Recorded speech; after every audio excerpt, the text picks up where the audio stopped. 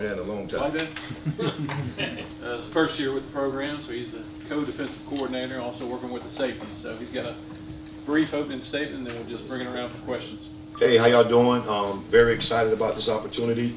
I'm excited to be at the University of Georgia and get a chance to meet you guys. As we go through this entire process, hopefully I'll get a chance to see you guys around and build relationships with you guys. Questions, what we got?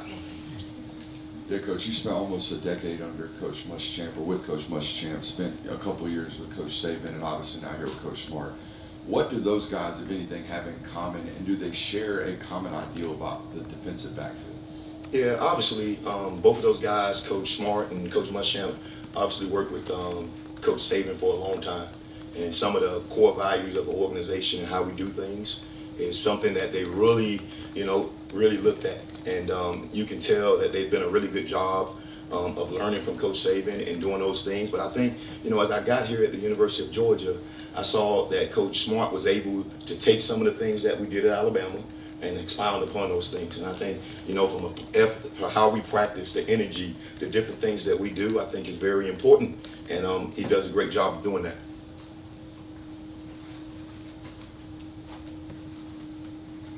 Obviously, you had a very good situation at Alabama. You had a good situation most of your career. How much of an influence was Coach Muschamp just on convincing you to come here and just all the dominoes that had to fall to make that happen? And then if you could expound a little bit just on your relationship, what he's done for you professionally. Been with Coach Muschamp for a long time. I GA'd for him at Auburn, worked with him at University of Florida, was his defensive coordinator at South Carolina. He's a guy that's been a mentor to me, father figure. And everything that I've done in my career, he always assisted me in. When he told me that he was looking into not being here full time, but being here a lot of the time, it's something that I wanted to do because he wanted someone, because he's a big time Georgia guy, obviously played here and did those different things, and he wanted to pass that torch to somebody that he felt that can come in and kind of run things like he did. And I was excited about that call. When Coach Saban retired, Coach Smart called me, and Coach Muschamp and him got on the phone and told me exactly, what it was going to be, and I was excited to do it. And I wanted to be a part of the same type culture, the same type environment, and I thought this was the best thing for me to do. When we talked to Malachi in the spring, he talked about getting here at like 4:35 in the morning and running with you. What's it been like building a relationship with Malachi, and just what have been your impressions about him to this point? Man, what a great kid. I talk to my kids a lot about Malachi. Malachi is a guy who you want your son to be like. I'll give you a quick story. Malachi, I was gaining a little weight, okay? All right, so I'll be the first person to say it. I was gaining a little weight. I told Malachi I'm going to start running. And he was like, okay, what time you going to run? So I said 5:30. So he says, okay. So I get in at 5:30 and Malachi's in the dang indoor waiting on me. All right, so I run the first day. All right, so I'm like, all right. So he said, hey, what time we coming tomorrow, Coach? So I said, all right, we're going to come at 5:30 again. Same thing. So then the next day, my knee was bothering me a little bit. So I said, I ain't going to run tomorrow. All right, but I wasn't going to tell Malachi that. So I get home, it's probably about 10:30, 11 o'clock, and I get a text from Malachi, hey, what time we going, Coach? All right, and Malachi a lot faster than me, in case you guys are wondering, and that's even when I play. All right, so, he's straining, he's doing all the things, but it's the same thing he does on the field, right? He's holding people accountable. I think that's one of his greatest traits. Yes, he's a good football player. Yes, he's a great ball hawk, all that kind of stuff, but at the end of the day, Malachi holds people accountable, and he holds himself accountable. That's why he's a good player. Yeah, just with Will moving into an analyst role, what does his role look like, and how helpful has he been in terms of getting you up to speed with this program? His role looked like same thing. He was a head coach when he was coming down my neck every single day. I mean, he's in every single meeting with me, bothering me all the time. So it's crazy, man. My entire career, whether it's been Coach Muschamp, Coach Saban being in the room. Now I'm at a place, I'm at the University of Georgia. Coach Smart's in the defensive back room. He's a DB guy. Coach Muschamp's in the DB room. Coach Dante's in the DB room. I mean, it's like an AFCA clinic every single day, man. And but at the end of the day, man, it's been great. I really enjoy Coach Muschamp being here and helping me kind of get through the process of learning how we do things, because some of the things that we do here is a little different than what we did at Alabama. Kirby's done a really good job, and Coach Schuman has changing some of the different things that we did and making it not as complex. And I think our guys are able to play faster because of that.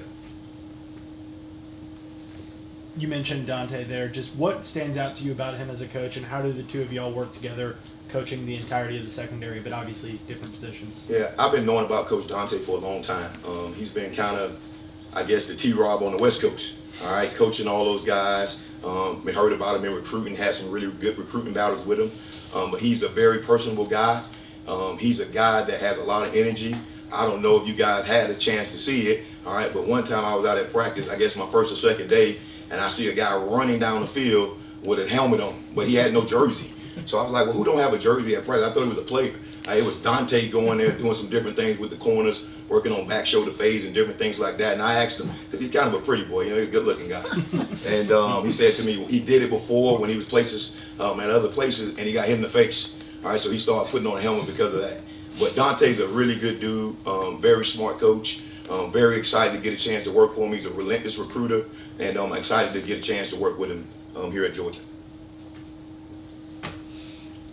Coach, I asked Glenn Schuman a second ago about Jonell Guerrero, who's kind of stepping through a role, and Tati Smith plays the role. She had some other guys play that spot. And Javon did a little bit as well.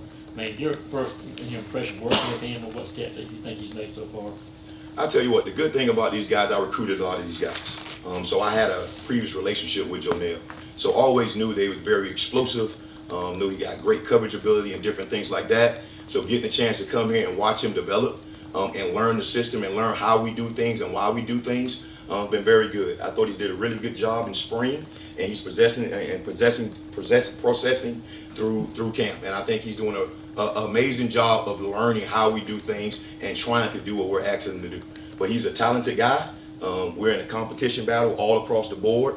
Like we told our guys, first day we stood up, Malachi Starks, yes, two-time All-American.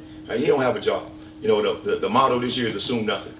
So if everybody take that approach of assume nothing, everybody will get better. And I think Jonell has kind of tuned to that, and he's doing a really good job with the reps that he's getting out on the in camp. Are you and Malachi still doing the morning runs, or is that a spring thing? No, I'm not, as you can tell. No, Malachi, obviously we in camp right now, so he ain't getting up doing that with me right now. But I need to take my butt back out there and start running. So maybe I need to hold me accountable again.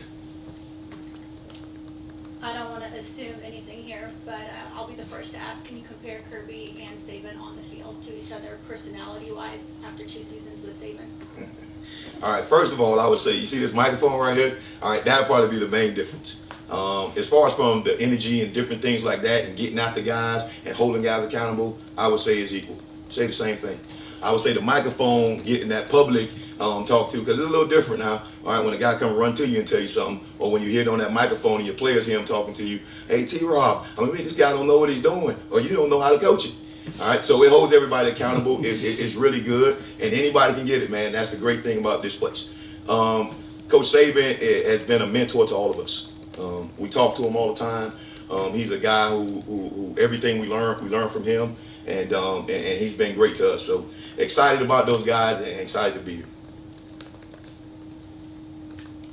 Coach, real quick, can you talk to us about your freshman secondary guys? You had a really upper class in recruiting. Can you kind of compare and contrast some of those guys, what you've seen the first few days of camp? The guy's doing a really good job. You look at from the safety position, we brought in KJ Bolden, we brought in Colin Gill, who's a guy that transferred in from Oregon. We brought in those guys, and those guys learning the system, learning how we do things. KJ's really doing a good job with the reps that he's getting. Obviously, he was here earlier. He was a mid-year, so you know that helps. It helps a lot because he kind of understands exactly what we expect from him. The drills that we're out there introducing to him, he's done them before, so nothing's new to him. So it gives him a little, confidence that he can go out there and get it done. When you talk in terms of corners, you look at Ellis, you look at Andre, you look at some of those guys, and DeMello. Those guys have done a really good job. They got a chance to be really good football players, but they're learning. And this is their, I guess, 5th day of practice, going into their 6th day of practice in fall camp. And those guys going against some of the best athletes in the country. And they're doing a good job of trying their best to hold their own. But it's a lot. It's a big learning curve. It really is. It's a big difference between high school and college. And those guys are learning how to do things the right way and do it the right time. Because they've always been the best athletes. But it's different when you get to college. I mean, the higher you go up in sports, all right, the competition becomes so much greater. And those guys are at the best place in the country, and they're going against the best athletes in the country, and they're doing a good job of getting better. Yeah, how does matching up against Carson Beck every day in practice help this secondary get ready for the upcoming season? Yeah, I think it's Carson Beck. I think it's the offense. I think it's the running game. I think it's all the different elements of what we do. It's hard. And, you know, I was fortunate enough I got a chance to play in a real game against Carson Beck. I got a chance to prepare against Coach Bobo in a real game. So I understand the difficulties of some of the things that we do, all right, that cause problems to a defense. And I think the tempo and the different things, the motions, and, you know, and Carson's a really, really good quarterback who knows where to go with the football, get the ball out of his hand very well, and really throws the deep ball well. So excited and challenged every single day. And I talk a lot of trash to Carson.